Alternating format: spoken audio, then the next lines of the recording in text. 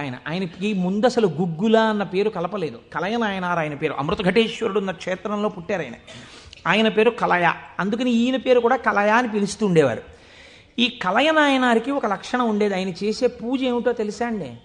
ఆయన ఎప్పుడు భగవంతుడి దగ్గర కూర్చొని అనుకునేవాడు, సుగంధిం పుష్టివర్ధనం అంటారు కదా, త్రయంబకం అని పిలుస్తారు కదా, 3 కన్నులు ఉంటాయి కదా, ఆయన వస్తుంటే సువాసనలు వస్తాయి కదా.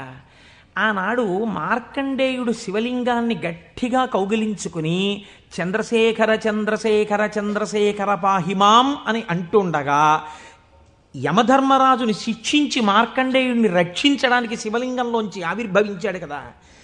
ఆవిర్భవించినప్పుడు శివుడి కన్నా ముందు శివుని యొక్క సువాసనలు మార్కండేయుడు పీల్చి ఉంటాడు కదా. శివుడు వచ్చేసాడని పొంగిపోయి ఉంటాడు కదా. ఎంతకీ రానిటువంటి రైలు వచ్చేస్తోందని అనౌన్స్ చేసినప్పుడు ఎంత ఆనందం పొందేస్తామో, ముందు అనౌన్స్మెంటు, తర్వాత రైలు ఇంజను కనపడగానే పొంగిపోయినట్టు సుగంధిం, ఆ సువాసనలు వస్తుంటే ఎంత పొంగిపోయి ఉంటాడు కదా మార్కండేయుడు. నా పూనిక ఫలించింది, వచ్చేసాడు పరమాత్మ, అదిగో శంకరుడు, అదిగో సుగంధిం, సువాసనలు వచ్చాయి అని ఆ చంద్రశేఖర చంద్రశేఖర అన్నది ఒక్కసారి ఆపేసి ఏడి శివుడిని ఆ సువాసనల వంకి ఇలా చూస్తూ నిలబడిపోయి ఉంటాడు కదా. కాబట్టి శివుడి యొక్క సువాసన అలా ఉంటుంది కదా అని పొంగిపోతూ నేను అలాంటి వాసన పీలుద్దామని ఆయన మహాైశ్వర్యవంతుడు కలయనాయనార్ రోజు ఇంత గుగ్గిలం పట్టుకొచ్చి ఆ గుగ్గిలం వెలిగించి గుగ్గిలం ధూపం వేసేవాడు. ఆ ధూపం అంతా పూజ గదంతా నిండిపోతే అందులో కూర్చుని మార్కండేయుడు ఇలాగే వాసన పీల్చి ఉండి ఉంటాడు.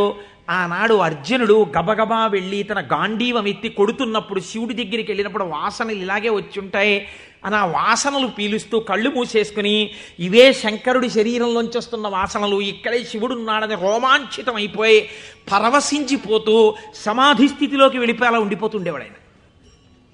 మీరు చూడండి, భగవంతుణ్ణి పట్టుకోవాలనుకున్నవాడు ఏమంటే మాకు పూజ కుదరట్లేదండి, మాకు ఈ స్తోత్రం రావట్లేదండి అంటాం మనం. మన బతుకంతా ఎక్కడ ఆగిపోతుందంటే దీపంలో 2 ఒత్తులు వేయాలా, 1 ఒత్తి వేయాలా.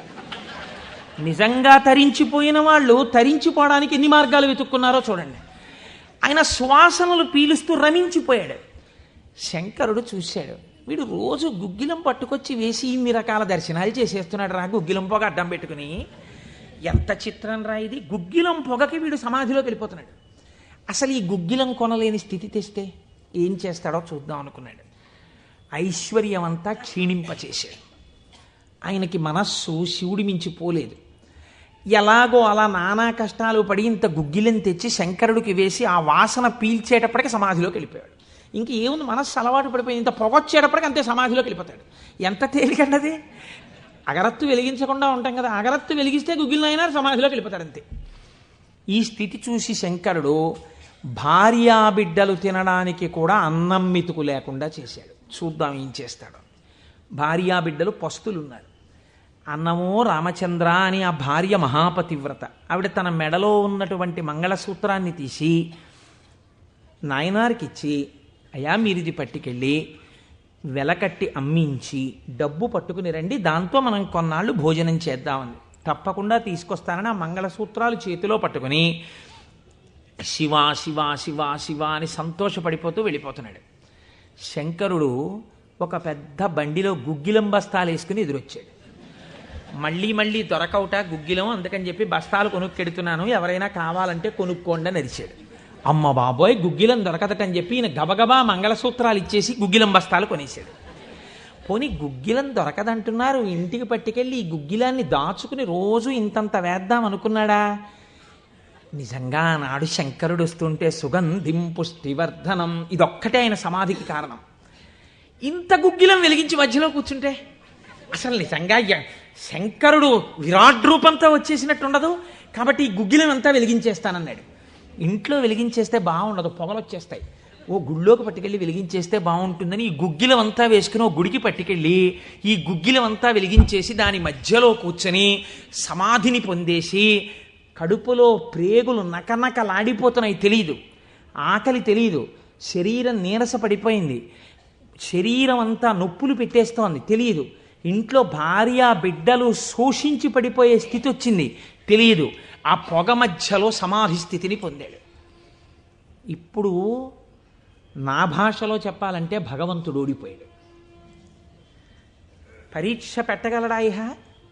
ఏం పరీక్ష పెడతాడు? కాబట్టి చూడలేకపోయాడు ఆయన. అమ్మ బాబోయ్, ఇదెక్కడ భక్తిరా అని గబగబా కుబేరుణ్ణి పిలిచాడు. కుబేరా, ఇలా నా పక్కన ఎన్నాళ్ళు నించుంటావు? నాకేం అవసరం లేదు. అడిగో మహానుభావుడు చూసావా, గుగ్గిలం పొగ మధ్యలో కూర్చున్నాడు పెళ్ళం మంగళసూత్రాలు అమ్మేసి. వెంటనే వెళ్ళి ఆయన ఇంటిని బ్రహ్మాండమైనటువంటి అంతఃపురంగా మార్చేయి, భార్యకి బిడ్డలకి భూమండలంలో లేనంత ఐశ్వర్యాన్ని ఇచ్చేయి, ముందు ఉత్తర క్షణం వాళ్ళకి షడ్రశోపేతమైన భోజనం పెట్టు అనేటప్పటికి వాళ్ళ ఇల్లు మారిపోయింది, షడ్రశోపేతమైన భోజనం వచ్చింది. అయ్యో భర్త గారు ఎక్కడికి వెళ్ళారో అనుకుంటోంది ఆవిడ. అశరీరవాణి వినపడింది. అమ్మా, నీ భర్త భక్తి ముందు లొంగిపోయాడమ్మా, శంకరుడు మహదైశ్వర్యం ఇచ్చేశాడు నీకు. ఆయనో అన్నం తిందామన్న ఆలోచన లేదు, ఆ గుగ్గిలం పొగలో కూర్చునున్నాడు. ఇలాగ కూర్చునుంటే ఇప్పుడు ఎవరు మాట్లాడాలి? ఒరే నాన్న అన్నం తినరా అని. అమ్మా నాన్నగారు కోరుకున్న కోరికోటి ఉంది, నువ్వు ఎలా అయినా డాక్టర్ అయిపో. ఇంజక్షన్ చేసేశారు ఆ పిల్లకి.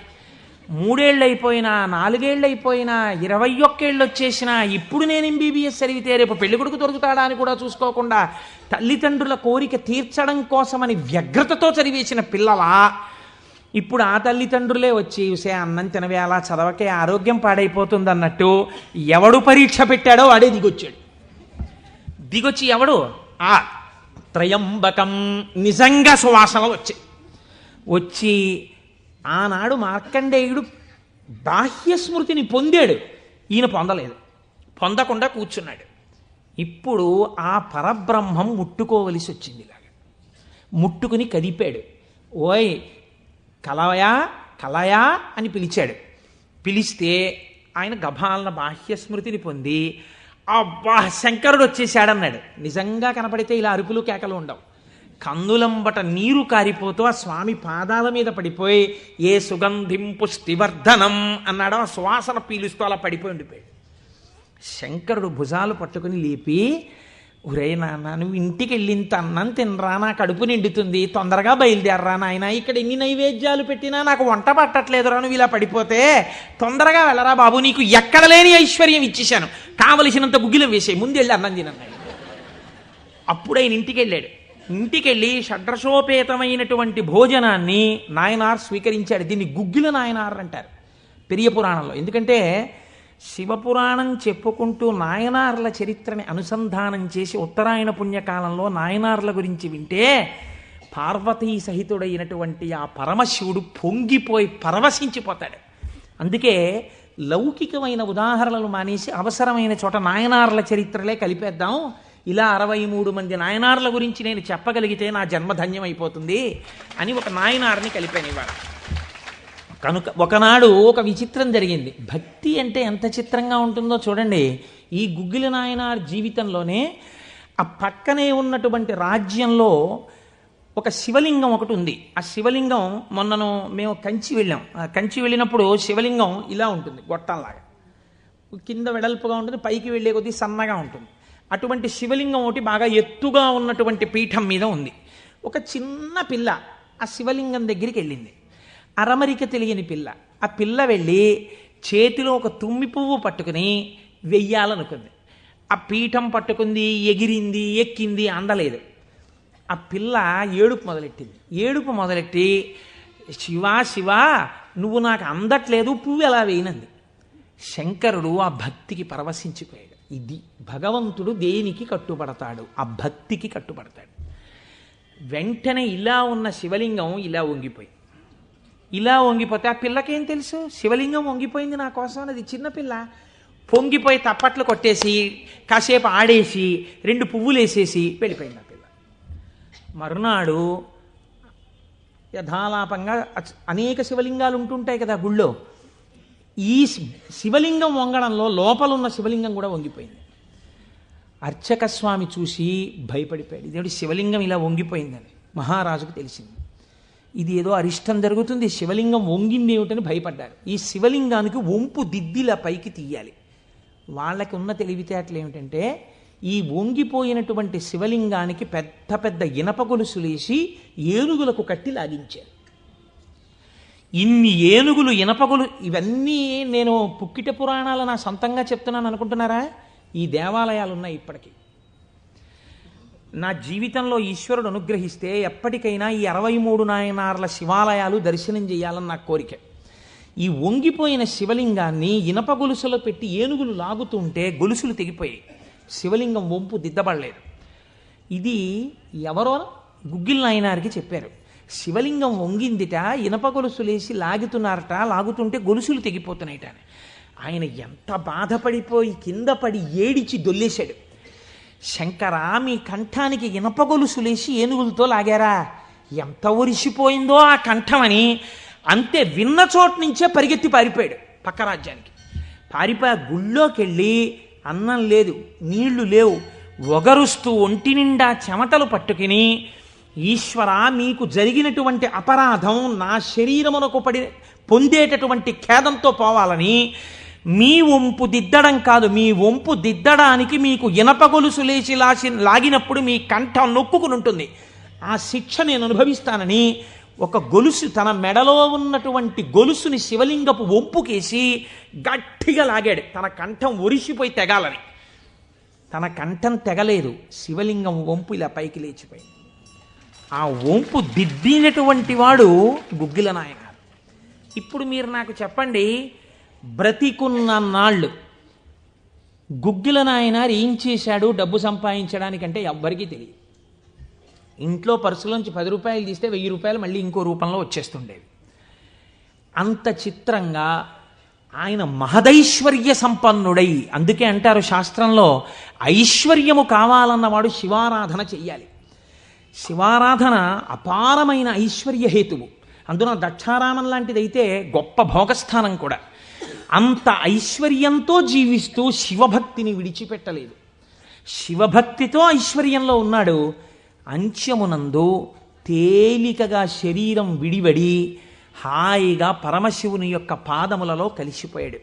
ఇప్పుడు మీరు చెప్పండి, అమరకోశంలో మహానుభావుడు అమరసింహుడు శివశబ్దానికి సజ్జనుల యొక్క మనస్సు రమించేటటువంటి స్వరూపము కలిగిన వాడు అని శివశబ్దానికి అర్థం చెప్పడంలో ఎంత గంభీరమైన అర్థం ఉందో మీరు చూడండి. శివశబ్దము సజ్జనుల యొక్క మనసు రమించు స్థానము. ఎలా రమిస్తుంది, దేనివల్ల?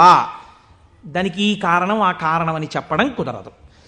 మీకు మనస్సుంటే, భక్తి ఉంటే ఒక్క కారణం చాలు. ఏదో ఒక కారణంతో శివుని యందు మనసు రమిస్తే వాడికి సమస్తమైనటువంటి ఐశ్వర్యము కలుగుతుంది. ఇహము నుండి పరము వరకు, మోక్షము వరకు పొందగలడు. కాబట్టి అటువంటి స్థితిని ఇయ్యగలిగినది. 3వ నిర్వచనంలో అంటారు, చేతే సజ్జన మనస్వితివా, సాధువుల యొక్క మనస్సు యందు తానుండువాడు. ఇప్పటి వరకు సాధువులు తమ మనస్సు శివుని యందు పెట్టారు. ఇప్పుడే స్థితి కెడతట. ఇదే భృంగీచ్ఛా నటనోత్కట కరిమదగ్రాహి స్ఫురన్మాధవా హ్లాదో నాదయుతో మహాసితవపు పంచేషు బాణాధృత సత్పక్ష సుమనోవనేషు నపునః సాక్షాన్మదీయే మనోరాజీవే భ్రమరాధిపో విహరతాం శ్రీశైలవాసీ విభుహో అని పిలుస్తారు శంకరాచార్యులు వారి శివానందలహరిలో. లోపల ఉండేటటువంటి హృదయ పద్మము పరిశుద్ధముగా భక్తి అన్న తేనెతో నిండి ఉంటే 2 గండు తుమ్మెదలు వస్తాయి. పార్వతీ పరమేశ్వరులనే గండు తుమ్మెదలు వచ్చి విహరిస్తుంటే అక్కడ తేనె కోసం. ఇప్పుడు ఎవరి మనస్సు నిరంతరము శివనామము పట్టుకుని రమించిపోతోందో, ఎవరు శృతి ప్రమాణము చేత పరవశించిపోతున్నారో అటువంటి వారి మనస్సు యందు పరమశివుడే వెళ్ళి చేరి ఉంటాడు. అంటే ఆయనే శివుడైపోయి ఉంటాడు. ఇది నోటితో చెప్తే చాలామంది అందుకుని ఉంటారు, కానీ నేను దీనికి కూడా ఒక ఉదాహరణ ఇచ్చే ప్రయత్నం చేస్తాను. చంద్రశేఖర పరమాచార్య స్వామి వారికి నడిచే దేవుడు అని పేరు. మహానుభావుడు, ప్రాతస్మరణీయులు. మొన్నట్నే మేము కంచి కామకోటి పీఠానికి వెళ్ళి స్వామివారి బృందావనం దగ్గర ప్రణిపాతం చేసి వచ్చాం. ఆ సమాధి అన్నమాట వాడరు పెద్దలు. సన్యసించినటువంటి వారిని సమాధి చేసిన చోట పైన తులసి కోట పెడితే బృందావని మీద పిలవాలి. ఇది బృందావనం అండి, చంద్రశేఖర పరమాచార్య స్వామి వారి బృందావనం అనాలి. అలా కాకుండా సమాధి మీద శివలింగం ఉంటే బృందావనం అనకూడదు, అధిష్టానము అనాలి. ఇది రమణ మహర్షి యొక్క అధిష్టానం అండి అనాలి. రమణాశ్రమంలోకి వెళ్ళారనుకోండి, మీరు ఇది రమణ మహర్షి సమాధనో రమణ మహర్షి బృందావనమనో మీరు ఉచ్చరిస్తే మీ యందు దోషం పడుతుంది. అలా అనకూడదు. ఇది రమణుల అధిష్టానము అని పిలవాలి. ఎందుకంటే దాని మీద శివలింగం ఉంటుంది కనుక. అటువంటి బృందావనం చంద్రశేఖర పరమాచార్య స్వామి వారి బృందావనం దగ్గర మేము మొన్న ప్రణిపాతం చేసి వచ్చే అదృష్టాన్ని పరమాచార్య స్వామి మాకు అనుగ్రహించారు. పరమాచార్య స్వామి ఒక మాట చెప్పుకుంటూ ఉండేవారు. ఆయన అనేవారు, నాకు ఎప్పుడైనా చీకట్లో వెడుతున్నప్పుడు ఒక విగ్రహాన్ని చూస్తే నా బాధ్యత నాకు గుర్తొస్తుందనేవారు.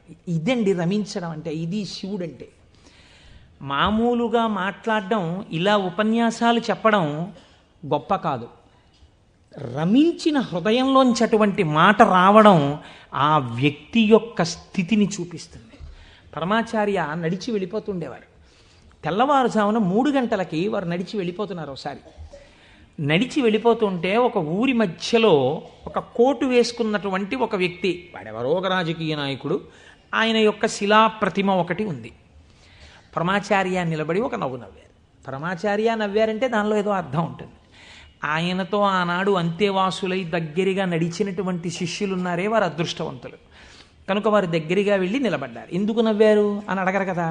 వారు నవ్వి అన్నారు, దీన్ని చూస్తే నాకేం జ్ఞాపకం వస్తుందో తెలుసా, నా బాధ్యత జ్ఞాపకానికి వస్తోంది అన్నారు. అదేమిటండి, ఆ విగ్రహానికి మీకు సంబంధం ఏమిటి అనుకున్నారు విన్నవాళ్ళు. ఆయన అన్నారు, ఈ విగ్రహంలో ఉన్న వ్యక్తి తెల్లవారుజామున 3 గంటలకి ఇలాగే కోటేసుకుని నిలబడి ఉండేవాడా అని అడిగారు. అప్పుడు 3 కదా అయింది టైము. తెల్లవారుజామున 3 గంటలకి ఆ విగ్రహంలో ఉన్న వ్యక్తి ఎవరు ఉన్నాడో ఆయన అలా కోటేసుకుని నిలబడ్డ కదా. లేకపోతే బహుశः ఇప్పుడు మనం 3ంటికి చూసాం, ఈయన రాత్రి 1 గంటకు కూడా ఇలాగే కోటేసుకుని ఉండుంటాడు. అంటే రాత్రి 1 గంటకు కూడా ఈయన బతికున్న రోజుల్లో కోటేసుకుని ఉన్నాడా? లేడు.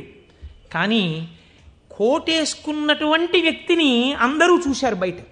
ఆయన బయటకు వచ్చినప్పుడు ఎక్కువగా కోటుతో బయటకు వచ్చేవాడు. కాబట్టి ఇప్పుడు ఆయన్ని చూడగానే రాత్రి చూసినా, పగలు చూసినా, ఉదయం చూసినా, సంధ్యవేళ చూసినా ఆయన జీవితంలో సాధించిన విషయాలు జ్ఞాపకానికి వచ్చి అందుకు ఆయనకి ఇటువంటి శిలాస్తూపం పెట్టారు అని జ్ఞాపకానికి వస్తుంది. నేనెవరో తెలుసా? పరమాచార్య చెప్పిన మాట.